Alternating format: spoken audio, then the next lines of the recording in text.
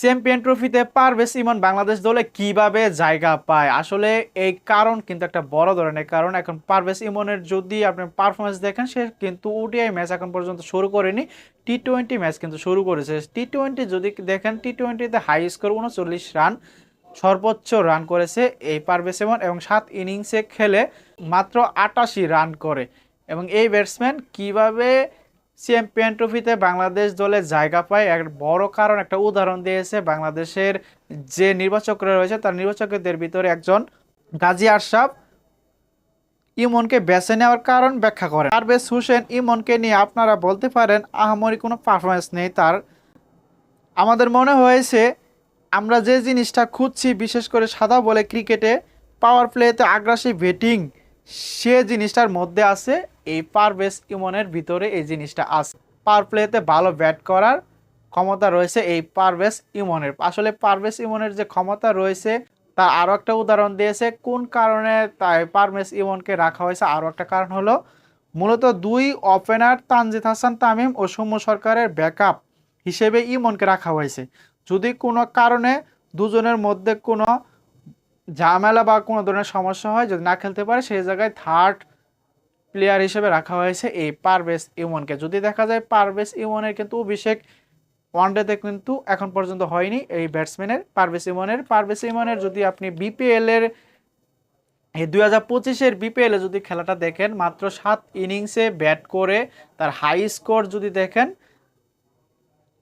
39 run এবং 26 run, এটাই তার এই বিপিএলে 2025 বিপিএলে এটাই তার হাই স্কোর। এবং বাংলাদেশের আরও একজন, যেহেতু বাংলাদেশের দুইজন সেরা ক্রিকেটার কিন্তু জায়গা পায়নি, একজন হলো সাকিব আল হাসান, অন্যদিকে আরেকজন হচ্ছে লিটন কুমার দাস। তাদের দুইজনের অবস্থার কারণে কিন্তু তারা দুইজন জায়গা পায়নি। সাকিব আল হাসান তার বোলিং ত্রুটির কারণে জায়গা পায়নি, এবং লিটন কুমার দাস তার দলে জায়গা পাওয়ার আগে তার খারাপ পারফরমেন্সের কারণে কিন্তু তার জায়গা হারায় এই লিটন কুমার দাস। আসলে সেখান থেকে তাদের দুজনকে বাদ দেওয়া হয়েছে একটা কারণ বশত।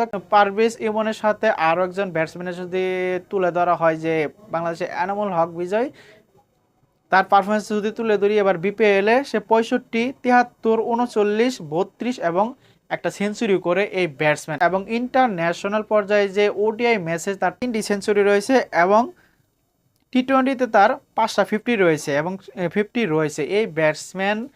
এই ব্যাটসম্যানকে জায়গা না দিয়ে কিভাবে পারভেজ ইমন চ্যাম্পিয়ন ট্রফিতে বাংলাদেশ দলে জায়গা পায়? যে আগ্রাসী ব্যাটিং হিসেবে তাকে নেওয়া হয়েছে, আসলে কিন্তু আগ্রাসী ব্যাটিং এই ওডিআই চ্যাম্পিয়ন ট্রফিতে কিন্তু এই আগ্রাসী ব্যাটিং কিন্তু কাজ করবে না। আসলে কিন্তু কাজ করবে ধীরে।